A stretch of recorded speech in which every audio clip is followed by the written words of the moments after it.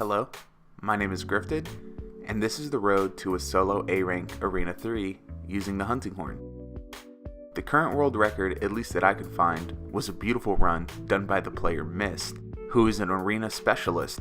His time for Arena Quest 3 solo with the hunting horn is 3:18:90. He is one of 3 players I could find who sub-4'd this quest with the hunting horn. The other players are Rashes, who is another arena specialist with an incredible time of 3:33:20, and Kiro, a top hunting horn main with a rock solid 3:52:06. You can check all of their YouTube channels in the description. My goal is to achieve the sub 4 minute time and obtain the coveted solo A rank. Let's talk about the arena. This version of the arena offers some key features that you can see on this map. The first and most important thing we see in the arena is the short ledge. This can be exploitative depending on the weapon and strategy you're using, though the hunting horn gets very little from ledge exploits. The ledge can and will interfere with your hunts. You should always be aware of where you are in relation to the ledge. Moving on, there are 4 poles that you're able to run up and perform jumping attacks off of. Again, the hunting horn gets very little from this, so it's best to avoid them. A hill is tucked away in the back, allowing the player to perform sliding attacks, which, as you guessed it, is terrible for the hunting horn, so we avoid the hill as well. For the Arena Quest 3, the hunting horn gets a very generous item loadout that contains some basic healing and utility items, like demon powder, flash bods, paralysis knives, 2 pitfalls, 2 shock traps, and a power charm and talon. For armor skills, we get item prolonger 2, recovery up 1, free meal 1, and speed eating 1.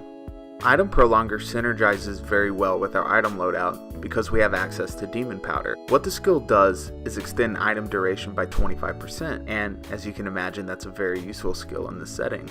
The hunting horn that we're given is an unupgraded Bond Horn, coming with 588 raw, a decent chunk of green sharpness, 180 sleep attack, and a good song set. The song looks like this and allows for attack up small, which can be encored into attack up large, and a triple note song that is vital to successfully completing this quest.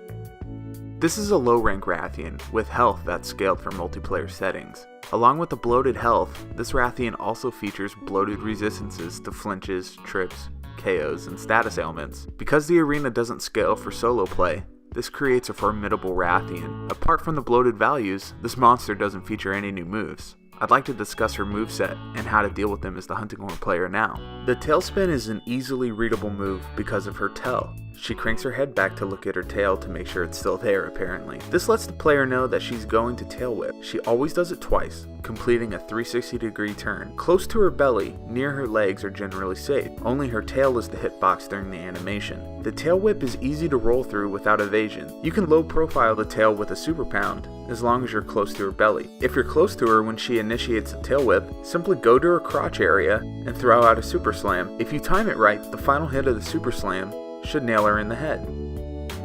The Rathian can throw out 2 different versions of the fireball. The first one is a single blast that will always travel straight out in front of her. It's easy to see coming. You can punish this with a super slam on the side of her head. Follow up with a back slam is almost always guaranteed for free. The second version are 3 separate fireballs coming out one after another. Again, easy to dodge and see coming. Be sure not to get too close to the side of the head because the game might register a part of your hunter being inside the mouth during her fireball and you could get pegged. The backflip is a notorious move, poisoning unsuspecting new players in the face. Like most of Rathian's moves, it's easy to read and moves in a linear forward motion. Punishing this move can be tricky at first, but I figured out a reliable way to punish it consistently and safely. When she does her backflip, she leaves scratch marks on the ground for a split second. If you go to the end farthest away from the Rathian and throw out a move, you will connect with her head. Use back slams, forward slams, or neutral circles to punish effectively. I like using neutral circle, followed by either a back slam or a super slam. Both are free follow-ups.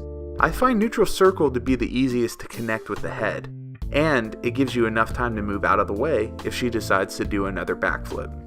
Rathian has this move, a sort of quick bite that causes a soft knockdown. This is a deceptively damaging move because it knocks you down briefly, creating enough time for her to follow it with a charge for free. You avoid this move by using backslams or super pounding. You will still take the damage from the attack, but you won't be interrupted during your move because of the super armor attached to our super slams and back slams.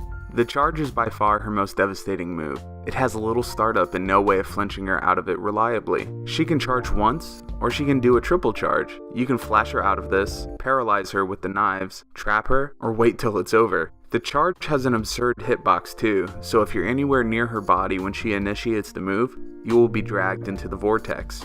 The roar is an easy, low-grade roar, simple enough to roll through. Wait until the last moment and roll through the roars effectively.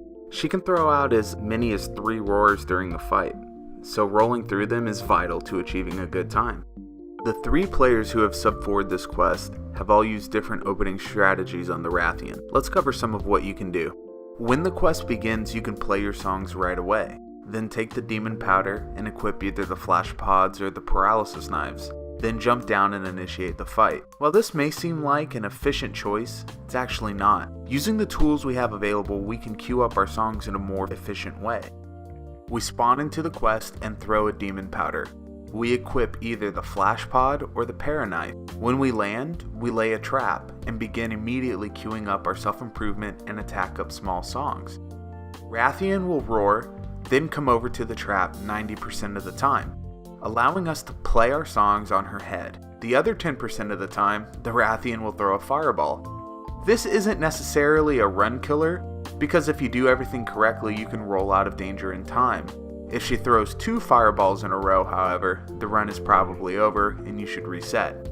Another option, when we spawn in, we equip the para knives and drop down. While you're falling, you can actually land 1 para knife. You can continue running towards the Rathian while unloading 3 more para knives, and she will be paralyzed right as you get to her, allowing you to queue up your songs, usually in time. It's risky though, because the Rathian might do something crazy after she gets out of the para.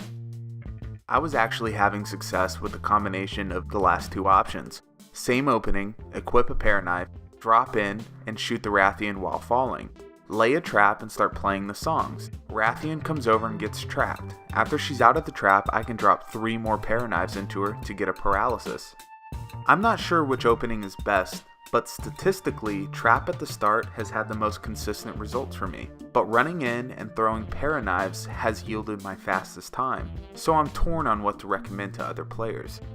Moving from the opening into the mid-game, there are some general topics I'd like to discuss.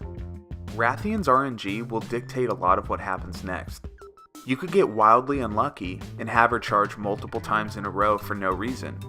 Or you could get great RNG and have her do fireballs and backflips. There is nothing that I found that the player can do to manipulate these moves. We can only react. Sure, if you're close to her body, she has a better chance to do a backflip or a tailspin. And if she nails you with a quick bite, she's more likely to follow that up with a charge attack. But generally speaking, it's random. When she backflips, stay away from flashing her at first. The best situation is to knock her out of the sky with your hunting horn. She stays on the ground longer, and it opens the door for not only DPS, but also KOs and sleeps. As a rule, I didn't flash her until I got the first KO and the first sleep. They usually happen, at least for me, right next to each other.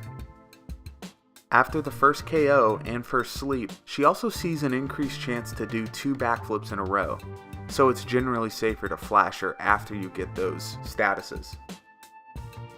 I found myself usually being forced to drop another trap when Rathian begins her stampede rage, which seemed to happen every single run I did. As soon as she did her first charge, I would try and drop a trap. It's worth noting that if you KO her in a pitfall, she will stay trapped longer, giving you a huge damage opportunity. I found myself replaying my songs at the second KO usually, and I also completely ignored sharpness loss. In my mind, sharpening would take too long, and most of the other top runs ignored it as well. During the fight, we focus on super slams and back slams. We punish most of her moves with neutral recitals as well. So when you get a full queue, feel free to unleash the songs. However, refrain from using encores. The Rathian won't flinch when you think she will. Playing safe will net you consistent kill times. We save encores for when Rathian is downed, or KO'd only. If you want to take a risk, feel free. It might net you a new PB or even the world record. When Rathian starts falling asleep, just put out a super slam. If you're fast enough, it's free damage before the wake up. If you're too slow, the last hit of the super slam will wake the monster up anyway. If she does fall asleep, you wake her up by spacing a super slam effectively. I'll link my video on how to do that in the comment section down below. This low rank Rathian fight requires some high level understanding of the hunting horn to even come close to sub 4. With perfect roar timing, proper spacing on the backflip punishes, and proper wake up technique, it can be overwhelming. But hopefully this video gives you a head start. At the end of the day, I was unable to achieve the sub 4 minute goal I set for myself in the allotted time I set aside for this quest. In Monster Hunter World speedrunning, you raise your individual skill level to achieve consistent kill times, then simply wait for the clouds to open and stars to align to break the time threshold you've been looking for. This quest has, at least for the moment, gotten the best of me, but I look forward to setting aside more time and achieving that coveted A rank. Thank you guys for watching, and as always, keep playing that sweet chin music, boys.